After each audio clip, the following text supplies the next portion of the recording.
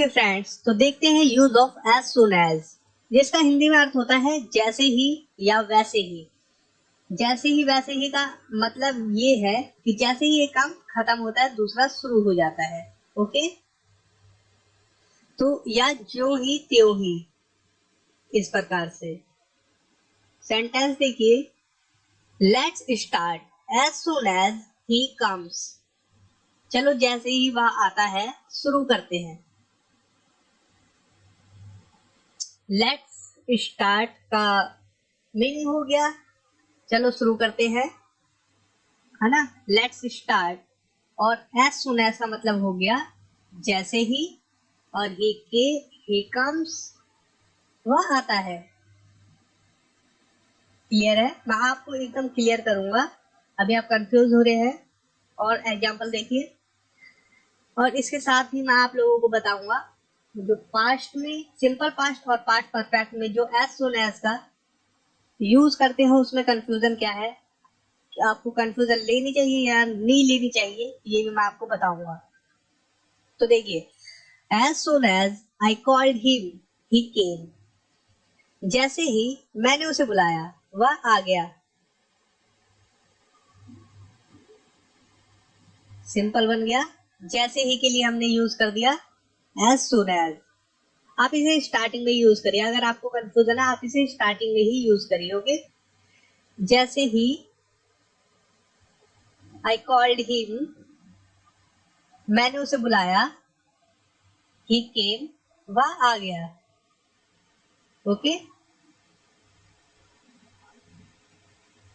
The game will start as soon as all players are ready. जैसे ही सारे खिलाड़ी तैयार होंगे यह खेल शुरू होगा।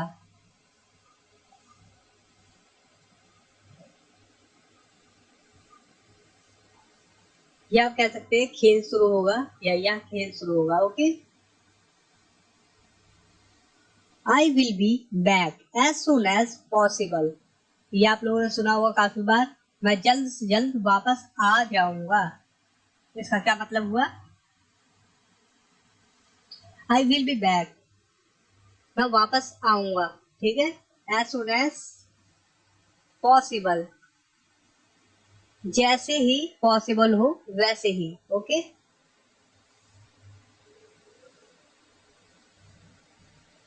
तो जल्द से जल्द वापस आ जाऊंगा।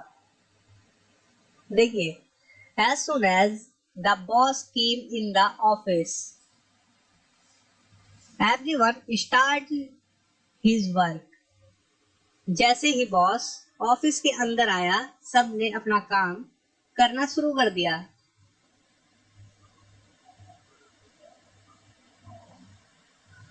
या पहले इस सेंटेंस को भी रख सकते हैं, everyone started his work as soon as the boss come in the office. Came in the office, sorry, came in the office simple past के रूप में बना है। Okay, came in the office second form है come की।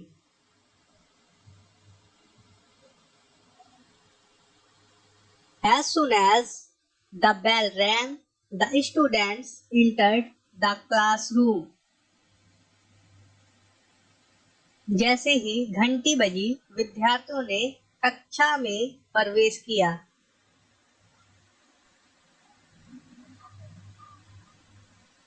ये simple sentence मैं example के लिए आपको दिखा रहा हूं। As soon as the bell rang, जैसे ही घंटी बजी, the students entered the classroom, विद्यार्थियों ने कक्षा में प्रवेश किया।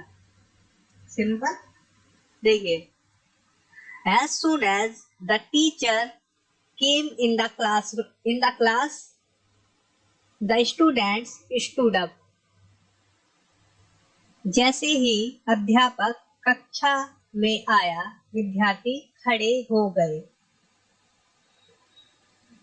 ओके, ये आप लोग छोटा दिख रहा होगा, 1 minute. Okay, as soon as the teacher came in the class, the students stood up. जैसे ही अध्यापक कक्षा में आया विद्यार्थी खड़े हो गए।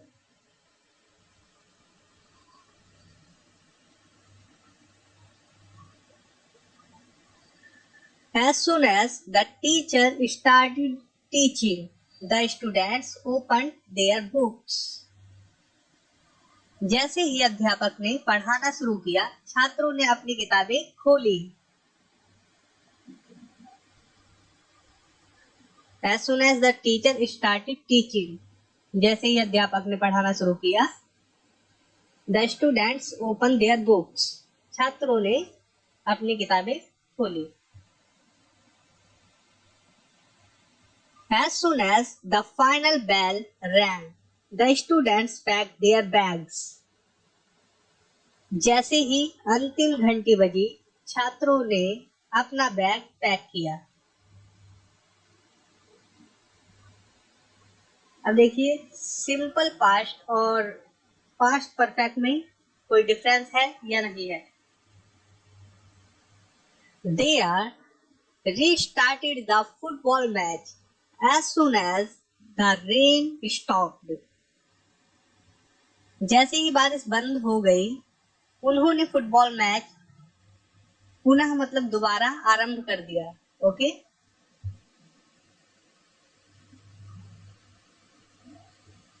या तो आप इस सेंटेंस को फर्स्ट में भी लगा सकते हैं, जैसे कि नीचे वाला सेंटेंस देखिए.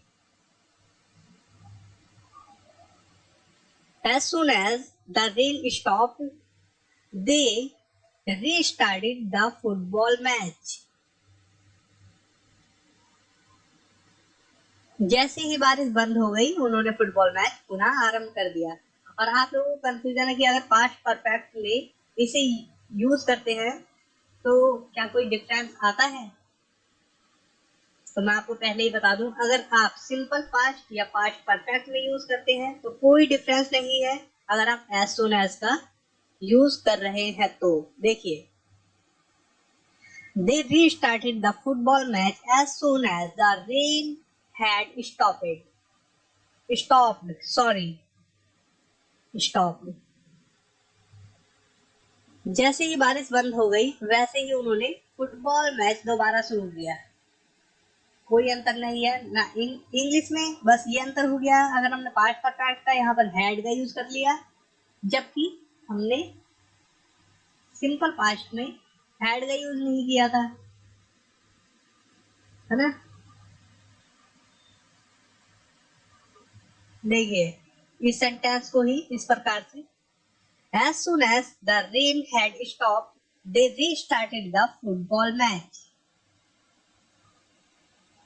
जैसे ही बारिश बंद हो गई, वैसे ही उन्होंने फुटबॉल मैच दोबारा शुरू किया. तो आप लोग समझ गए हैं. आप इसको पहले भी लगा सकते हैं या इसको भी पहले लगा सकते हैं.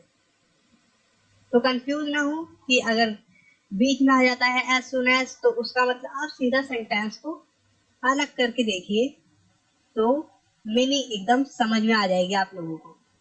ओके, यहाँ पर जैसे जहां पर भी एज सुन एज लिखा हो बीच में सेंटेंस के, आप उधर वाले सेंटेंस को हटा दीजिए वहां से और ध्यान से देखिए, आपको समझ आ जाएगी मीनिंग.